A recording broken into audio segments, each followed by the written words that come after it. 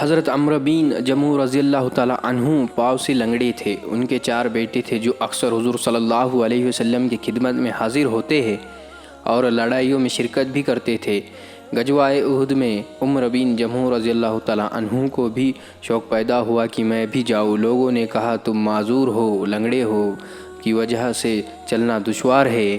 انہوں نے فرمایا کیسی بری بات ہے کہ میرے بیٹے تو جنت میں جائے اور میں رہ جاؤں۔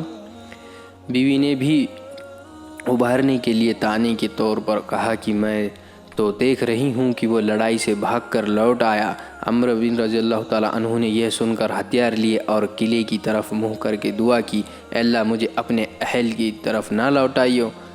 اس کے بعد حضور صلی اللہ علیہ وسلم کی خدمت میں حاضر ہوئے اور اپنی قوم کے منع کرنے کا اور اپنی خواہش کا اظہار کیا اور کہا کہ میں امید کرتا ہوں کہ اپنے لنگڑے پیر سے جنت میں چلوں۔ پھر حضور صلی اللہ علیہ وسلم نے فرمایا کہ اللہ نے تم کو معذور کیا ہے تو نہ جانے میں کیا حرج ہے۔ انہوں نے پھر خواہش کی تو آپ نے اجازت دے دی۔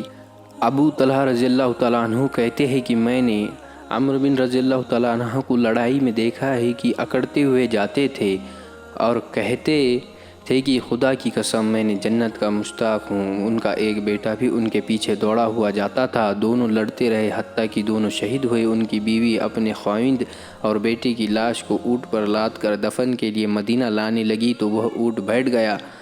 بڑی دقت سے اس کو مار کر اٹھایا اور مدینہ لانے کی کوشش کی مگر وہ احد کی طرف منہ کرتا تھا۔ ان کی بیوی نے حضور صلی اللہ علیہ وسلم سے ذکر کیا۔ آپ نے فرمایا اونٹ کو یہی حکم ہے کہ عمرو چلتے ہوئے کچھ کہہ کر گئے تھے۔ انہوں نے عرض کیا کہ قبلے کی طرف منہ کر کے یہ دعا کی تھی۔